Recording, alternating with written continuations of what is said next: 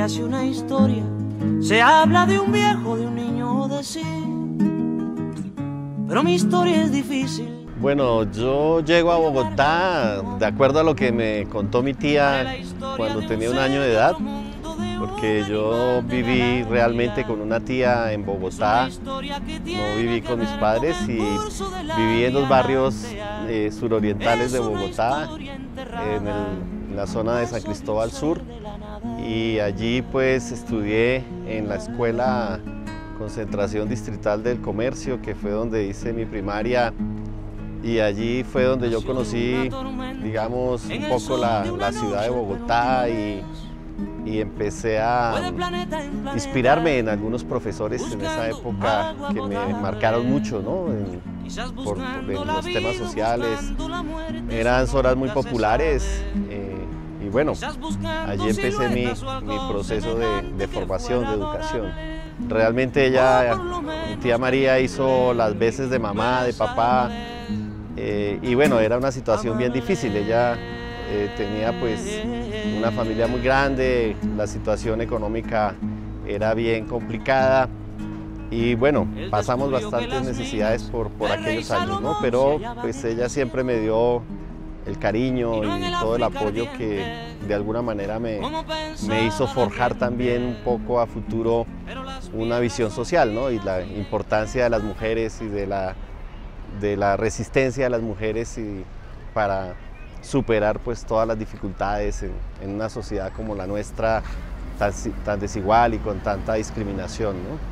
En el barrio en que yo vivía, yo conocí una familia vecina donde yo a veces iba a cuidar a los niños allá y uno de ellos eran profesores, entonces me acuerdo que el señor Reinaldo me consiguió una beca para estudiar en un colegio que ahorita olvidé el nombre.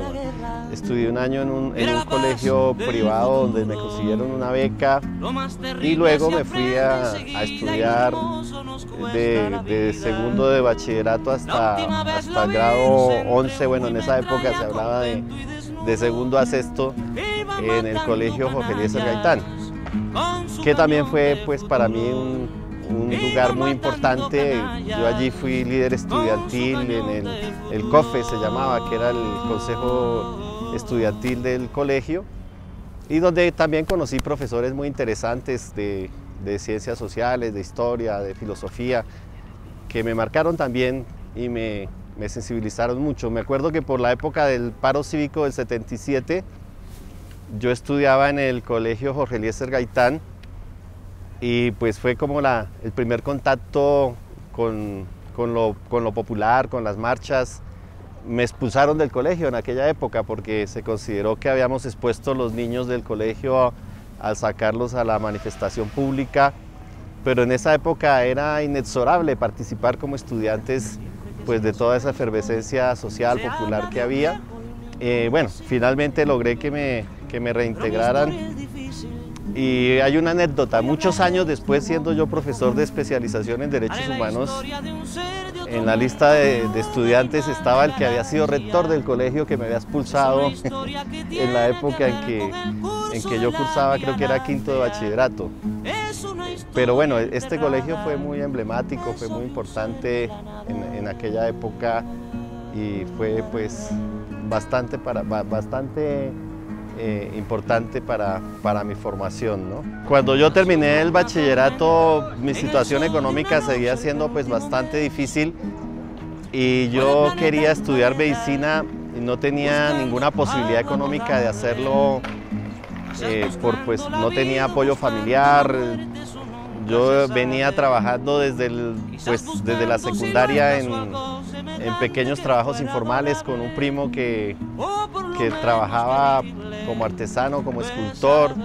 En el colegio yo hice muchas cosas, vendía dulces, vendía bocadillos, bueno, Cuando terminó el bachillerato yo aspiraba a estudiar medicina y obviamente era imposible hacerlo, ¿no? No tenía cómo hacerlo.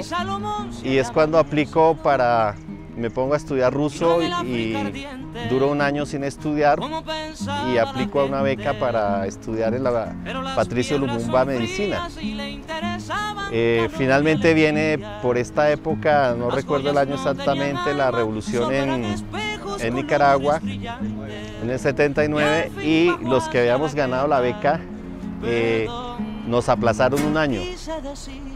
Ese hecho marcó un azar que hizo que finalmente no me fuera de Colombia y empecé a estudiar Derecho en la Universidad Libre.